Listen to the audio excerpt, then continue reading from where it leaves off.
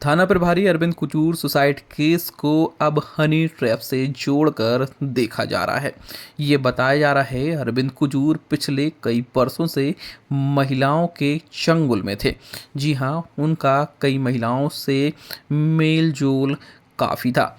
जैसे कि आसी राजा का नाम खुलकर सामने आया है और ये भी कयास लगाए जा रहे हैं आसी राजा के अलावा और भी महिलाएं उनको ब्लैकमेल कर रही थीं। वह काफ़ी दिनों से परेशान थे। जिस दिन अरविंद कुजूर के द्वारा सुसाइड किया गया उसके पहले उनकी ग्वालियर में पेशी थी।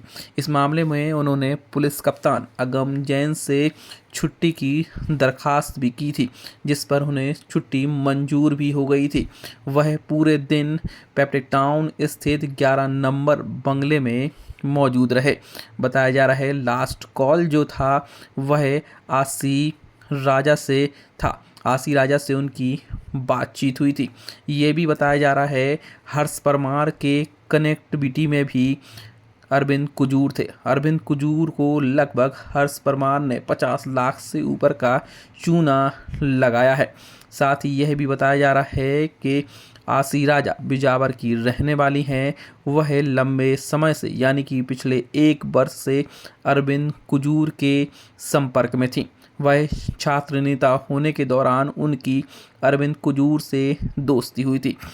आसी राजा को बीते रोज एक लग्जरी कार भी अरविंद कुजूर के द्वारा गिफ्ट की गई थी।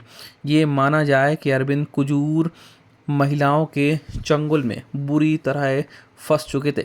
जिस प्रकार से बीते रोज हनी ट्रैप का एक मामला सामने आया था, जिसमें बड़े बड़े नेताओं और अधिकारियों के नाम सामने आए थे। ऐसा ही माना जा रहा है कि अरविंद कुजूर को हनी ट्रैप की तरह ब्लैकमेल किया जा रहा था और यही कारण है कि बीते रोज अरविंद कुजूर द्वारा तनाव में आकर खुद को गोली मार ली गई।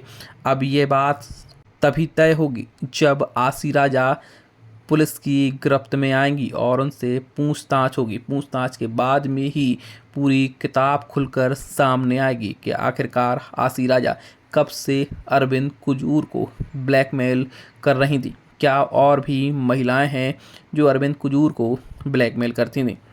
साफ तौर पर इससे यह जाहिर होता है कि इस तरह की ब्लैकमेलिंग ने एक छतरपुर के अच्छे अधिकारी को मौत के घाट उतार दिया है और इसकी वजह यही हुई है कि एक थाना प्रभारी को अपनी जान गंवाना पड़ी।